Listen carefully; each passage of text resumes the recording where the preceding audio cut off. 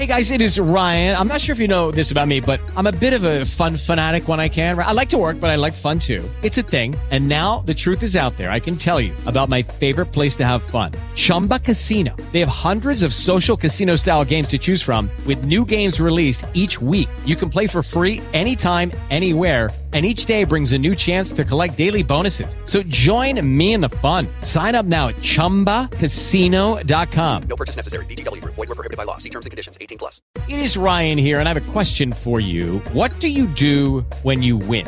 Like, are you a fist pumper, a woohooer, a hand clapper, a high fiver? I kind of like the high five, but if you want to hone in on those winning moves, check out Chumba Casino. At ChumbaCasino.com, choose from hundreds of social casino-style games for your chance to redeem serious cash prizes. There are new game releases weekly, plus free daily bonuses. So don't wait. Start having the most fun ever at ChumbaCasino.com. No purchase necessary. VGW Group. Void where prohibited by law. See terms and conditions. 18 plus. Seconds? Oh, we got lots. Ooh. The Johnson Wax Program with Fibber, McGee, and Molly.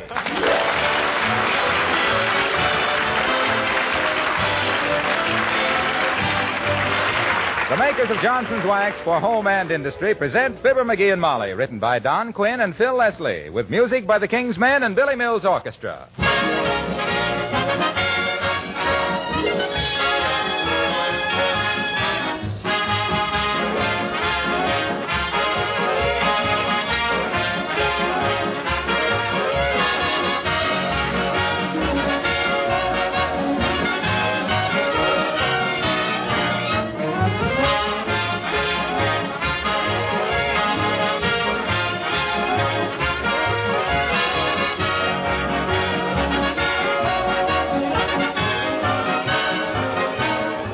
The holiday season is a time when you want your home as bright and cheerful as you can make it. It's a time that proves, as much as any other, the value of protective wax housekeeping. If your floors, furniture, and woodwork have been waxed regularly with Johnson's Wax, then it's a very easy matter to put on the finishing touches and have that richly polished kind of home that everyone admires. There are many accessories from one end of the house to the other that you can protect and beautify with Johnson's Wax, either paste, liquid, or cream. Your windowsills, for example, picture frames, ornaments, lampshades, Venetian blinds, refrigerator. Well, many of you know the list as well as I. When you wax all these surfaces, you protect them because the wax itself takes the wear and the surface underneath is safe. When you go over your house tomorrow, try out several of these extra uses for Johnson's Wax.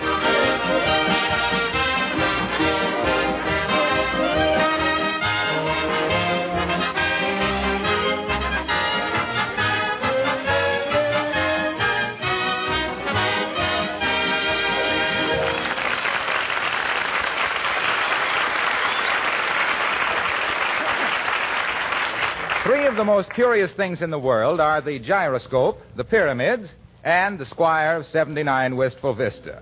And if you don't think he's curious, get a load of him sneaking a peek into the hall closet as we join Fibber, McGee, and Molly.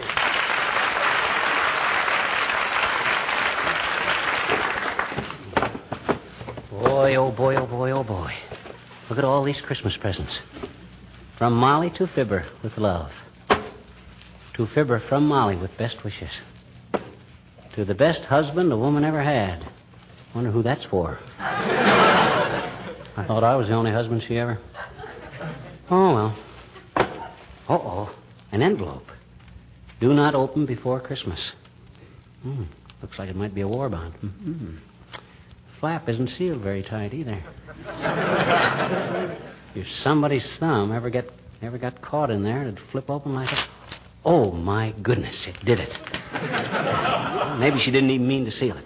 And if it ain't sealed, I suppose it's okay to read it.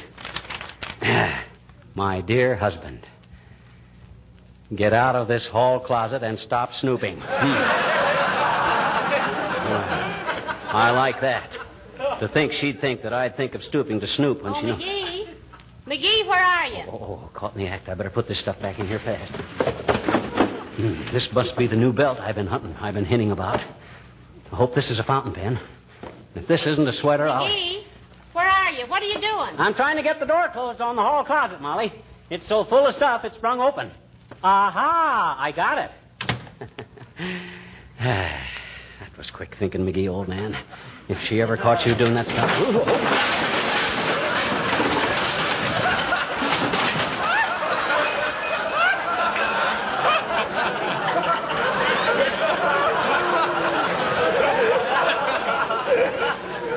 Well, Dad, read it.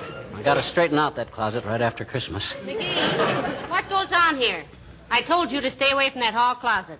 You're much too snoopy. Why, Molly, do you mean to stand there in one of the best-looking house dresses I ever saw and accuse your own husband by marriage of snooping? Ah, dearie, you can pump up more phony indignation than Donald Duck. Now get all that stuff put back in the closet. No, you better let me do it. Something in there you don't want me to see, baby? Well, if there was and I didn't and you already had, what's the difference? I didn't unwrap a thing. I never even shook anything. Only thing that even aroused my curiosity is that big white package with the blue ribbon on it. I don't remember any big white package with any blue... McGee, stop peering over my shoulder. Go read the paper. Okay, but gee whiz, I can't... Oh, hello, Alice. Hello, Mrs. McGee. Hiya, Mr. McGee. Hi, Alice. Hey, what'd you do to your hair? Well, she's just wearing it differently, McGee. Himself here is getting very observant with Christmas coming on, Alice. Ordinarily, you could wear your scalp full of neon lights and he'd never notice it. You like my hair with the buns over the ears, Mr. McGee? Yes, I do, kid.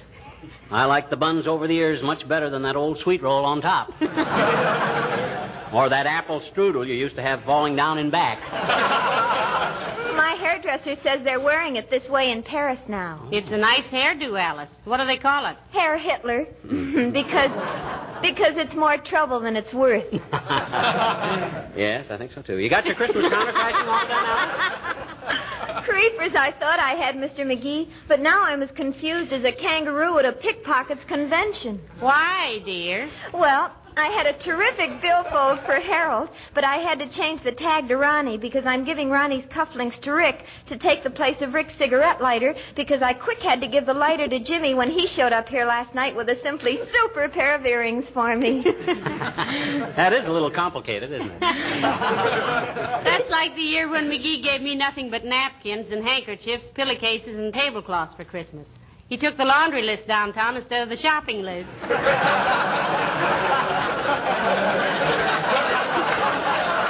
Well, gee whiz, how Alice, we're not doing very much for Christmas this year.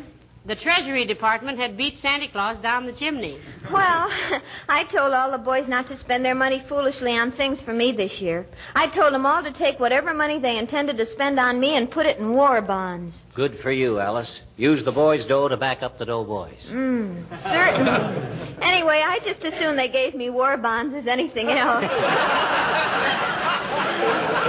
Well, I've got to get back to the post office. Goodbye.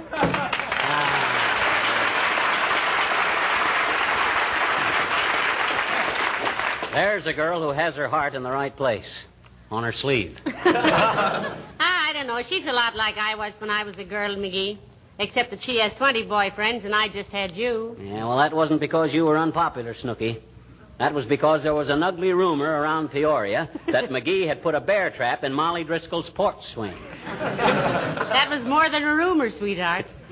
For 15 years after that, my father never sat down without first slapping the chair with his cane. Now, listen, go away while I get this stuff back in the closet. How about that white package with the blue ribbon on it? McGee, I swear I know absolutely nothing about that. You wouldn't kid me, would you? After all, when mysterious packages are hid away in the closet... Heavenly days, what was that? My belt. It busted. Remember how I've been telling you my belt was on its last legs? Well, it's a funny place to wear a belt. But I do remember your mentioning it several times. Looked awful, too. Supposed to have been genuine calf, but I'll bet a cookie its mother was a paper mill. Doggone it, my last belt, too. Oh, well, I can wear a necktie around my waist so I can get downtown and buy a new one. All right, dearie, all right. You win. Here, open this package. Why, this is a Christmas package. Gee, I shouldn't open this till Christmas. Open it. Well, okay. Well, what do you know? A new belt. Well, I'll be a monkey's uncle if this isn't a coincidence. Remember me to your nephew. Gee. And with my initials on the buckle. Oh, this is a beauty, Molly. Thanks ever so much. Don't mention it, and Merry Christmas. First installment.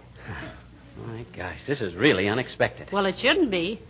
The way you've been talking about a new belt the past few weeks, you should have taken out a hinting license.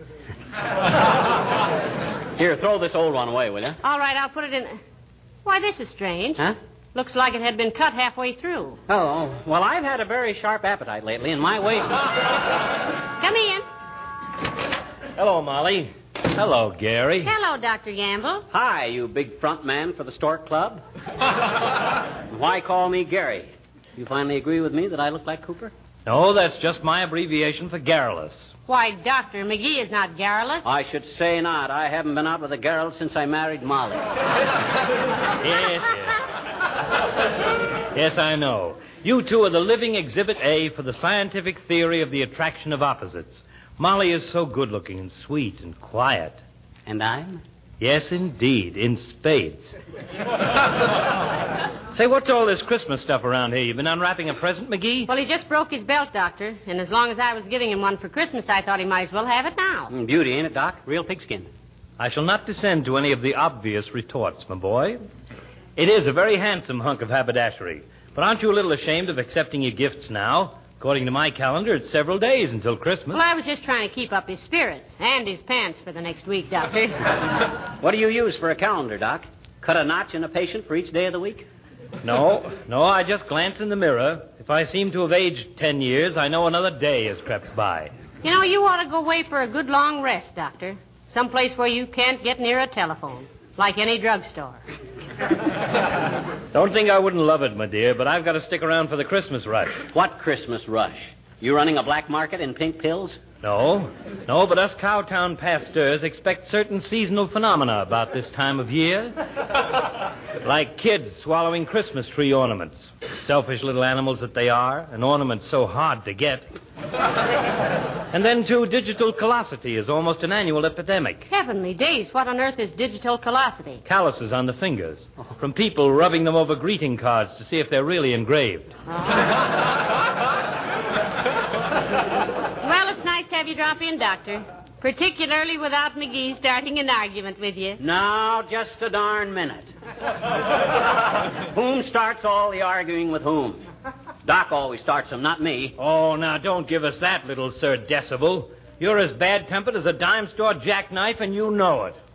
I don't know any such a dirty thing. Just because you always start snarling at me with your big fat teeth don't mean I got a bad temper. Why, you peripatetic little biological aberration. You have the neurological reactions of a schizophrenic troglodyte. King's X. What do you mean, King's X? Doc don't play fair. I don't know what he's talking about. Well, I'll call it off till I look up some one-syllable words, McGee. Anyway, I got to get back to my office. It's probably full of expectant fathers. Expectant fathers? Yes, they expect me to tell them beforehand whether to have the nursery decorated in pink or blue. What do you tell them, Doc? I give them an evasive answer. I tell them to go fry a pig. Well, Merry Christmas, folks. Thank you, Doctor. Same to you. And a Happy New Year, Doc.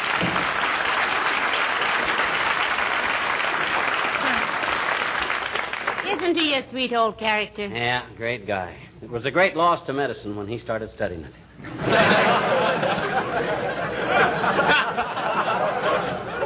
What a patient he'd have been. Say, I wonder if it was he who sent us the big white package with the blue ribbon on it. Are you kidding? You don't have to play coy with me, Tootsie. I wasn't born yesterday. Well, you might as well have been. You're so changeable. Now, McGee, if you'll go away someplace while I straighten up this closet. I'll run over to Kramer's drugstore. I got to buy a new fountain pen. Oh, no, McGee. Don't do that. Huh? Why not? Well, I was... Well, why do you need a new fountain pen just this minute? Can't you use your old one? My old one? I only got one. Well, I meant... Well, what's the matter with it? Well, the point is pigeon-toed.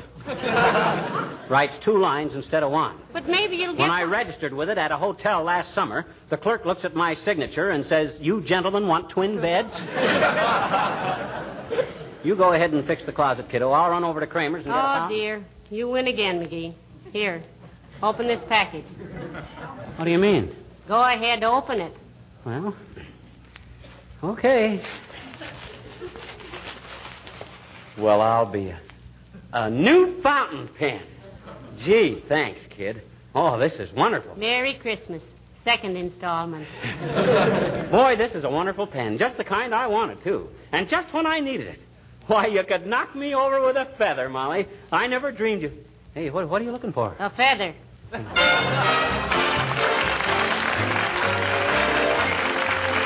Mills and the orchestra and Jingle Bell.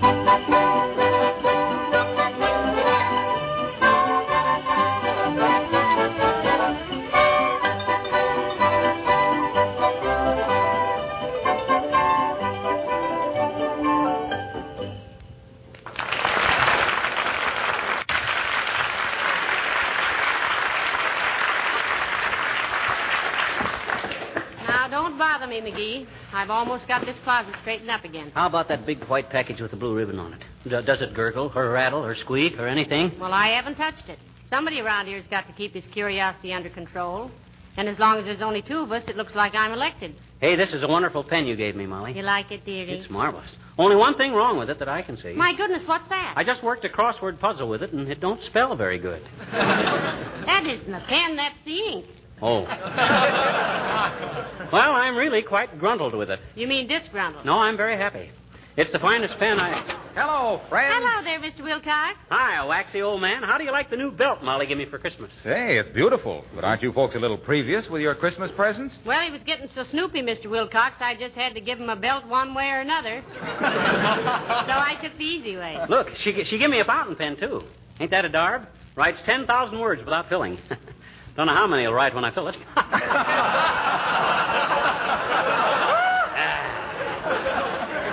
Don't you get it, kids? I says it right. Ain't funny, McGee. I thought it had a kind of a funny taint. You like the pen, Junior? It's very handsome, pal. But better get your name engraved on it. Be ashamed to lose a nice pen like that. Well, I couldn't get it engraved till after Christmas, Mr. Wilcox. I took it to 7 different jewelers, too. Gee, did you really, Molly? Yes, and I got quite an inferiority complex. Leaning over $80,000 worth of diamond necklaces, trying to get a $3 job of engraving done. Well, gee, you should have taken it to my cousin, Big Bill Wilcox, on Oak Street, Molly. One of the finest engravers in the country. I thought all the really great engravers were working for the government, Waxy. Oh, he used to. In Washington? No, Leavenworth. That's why they call him Big Bill. He got caught making 20s out of 10s. They put him to work making little ones out of big ones for making big ones out of little ones, eh? Yeah, he's a terrific engraver, though. He's a... Well, here, wait a minute. Here, take a look at this common, ordinary little pin. Well, what about it? Well, look at the head of it. Kind of scratched up, isn't it, Junior? Ha, ha, ha. Look at it through this magnifying glass, which I just happen to have with me. Uh-oh. Well, heavenly days, isn't that marvelous? Let me look at it. Well, I'm a son of a gun. What does it say, Junior? Can't quite read it without my glasses. It says you don't have to be sharp as a pin to know that Johnson's self-polishing glow coat is the finest beautifier and protector of linoleum. Imagine writing all that on the head of a pin. Oh, there's more than that. It says if you're stuck with faded, worn linoleum, bring it back to life and beauty with Johnson's glow coat, the polish that shines as it dries. My gosh, he is quite an engraver, isn't he, Waxy? Well, you know, the funny part of it is, it only took him 20 minutes or less to do it. Oh, that's too much. Same length of time it takes for a glow... Put glow coat to dry to a mirror-like finish on your linoleum. Now, wasn't that a coincidence? Amazing. Here, let me put the pin back in your lapel, Mr. Wilcox. I'm afraid it might get lost. Oh, ouch. Oh, I'm sorry. It's your story, Junior, and you got stuck with it. Well, here, let me take your fountain pen, pal. I'll have Big Bill engrave it for you. Thank you, Mr. Wilcox. Thanks, Junior. Don't mention it. I'll have it back Friday. Okay. Ah, isn't he a sweet old... Oh, no, that's Dr. Gamble.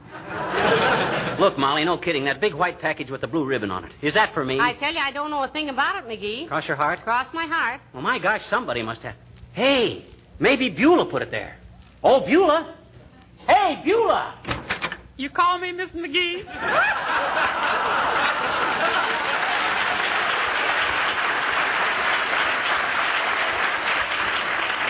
Why should I? You never call me Beulah.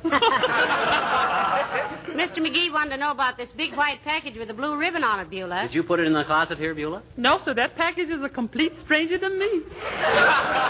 Well, that's strange. Oh, well, we'll find out when we open it at Christmas time. Have you got all your shopping done, Beulah? Yes, ma'am, practically. All I got left to get stuff for is Papa and Ira. Ira? Who's Ira? He's my one and only, sir.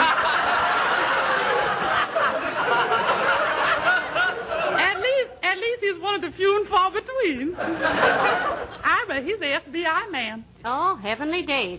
Federal Bureau of Investigation? No, ma'am, friendly but ignorant. What does he do, Beulah? He's the insurance man, sir. Mm-hmm. Yeah, he specializes in life insurance with double indignity. Indemnity. Yes, only he may have to give it up on account of a greeting card he got this morning. On account of a greeting card? Yes, sir. You say, from the President of the United States, greeting. What's his present status, Beulah? 5'9.5" in his socks, Sam. No. No, how's he classified now? I classify him as ready and willing, sir. So he's suffering with flat feet and astigmatism. Tism. Oh, yes, tis, ma'am. He's so short-sighted he don't know his best friend across a taffy pull. Well, they don't pull taffy in the Army anyway, Beulah.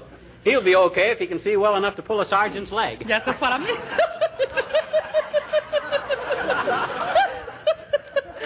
Love that man.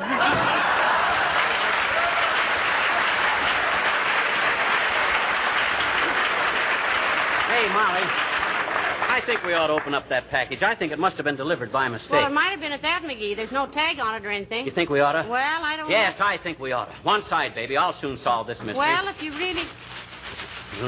Heavenly days, it's a beautiful negligee. Oh, my gosh. What's the matter? Oh, gee whiz. Oh, my. That was my present for you, baby. I bought it a month ago and forgot all about it. If I ain't the dumbest bunny now, that ever... McGee, I think it's lovely and just what I wanted. It's the most... Oh, now, Hoon. Come in. Hi, mister. We're all ready. Ready? Who's all ready for what? Kenny and Johnny and Buddy and Reddy and me. Huh? We're all ready to sing. Come on in, kids. Well, folks, 3 years ago, Ken Darby of our King's Men wrote for our Christmas show an original musical setting for the poem, "'Twas the Night Before Christmas." Everyone seemed to like it so well that we've been asked to do it every Christmas since. And we're glad to do it again tonight. Okay, Mr. McGee. Go on. Sit down now. Okay. You and Miss McGee sit in a circle. You sit at the piano, Kenny. Ready, everybody? A 1 and a 2 and a 3.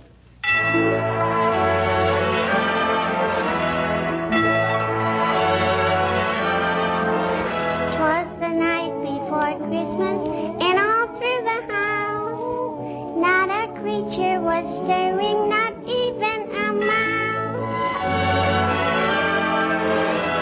The stockings were hung by the chimney with care, in hope that St. Nicholas soon would be there.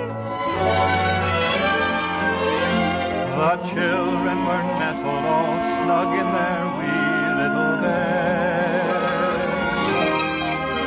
while visions of sugar plums danced in their wee little heads.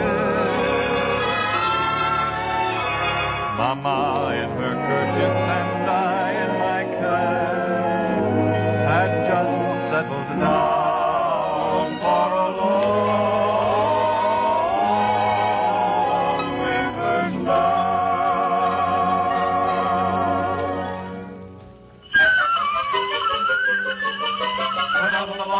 such a clatter. I sprang from my bed to see what was the matter. Away to the window I flew like a flash, tore open the shutters, threw open the sash. Then, what to my wondering I should appear but a miniature sleigh and a tiny reindeer. With a little old driver so lively and quick that I knew right away that it must be St. Nick. All bundled in fur from his head to his foot, old Santa was covered with ashes and soot. I drew in my head and was turning around when down the chimney he came with a bound.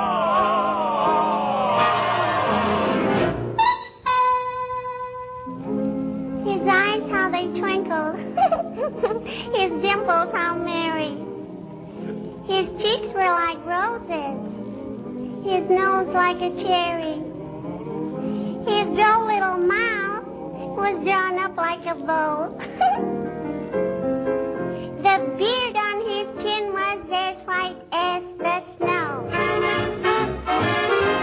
The stump of a little old pipe he held tight in his teeth, and the smoke went around and around and around his head like a wreath. He was so chubby and plump, a right jolly old elf. Then I laughed and I laughed and I laughed when I saw him in spite of myself.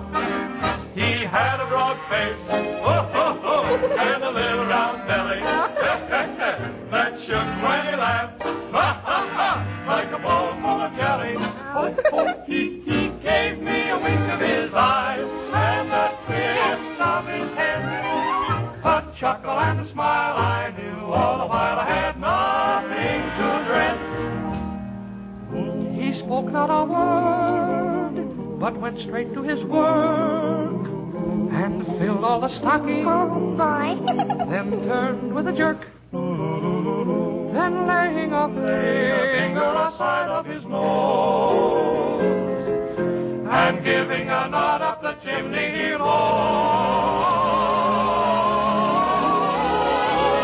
He sprang to his sleigh, to his team, gave a whistle, and away they all flew like the down of a thistle. But I heard him exclaim very dry, Merry Christmas to all, and to all,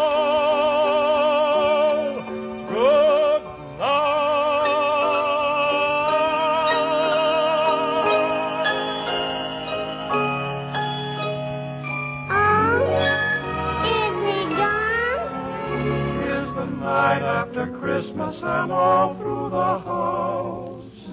Not a creature is stirring, not even a mouse.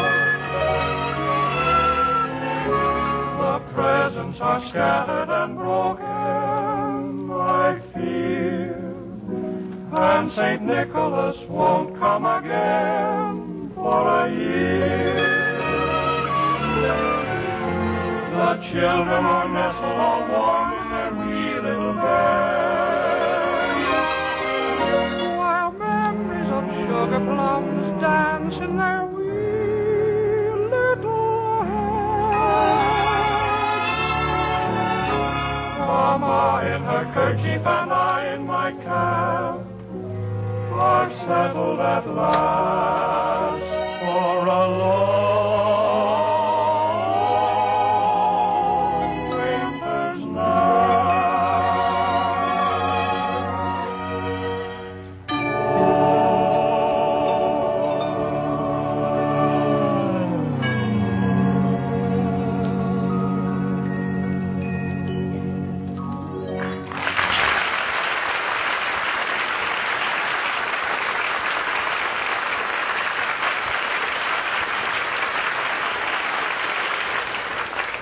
Ladies and gentlemen, 2,000 years ago, a star shone over Bethlehem to light the way to peace and goodwill on earth.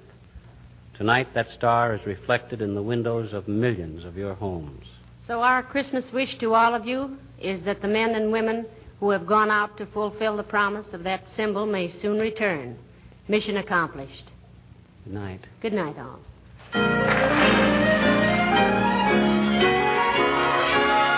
I heard him exclaim.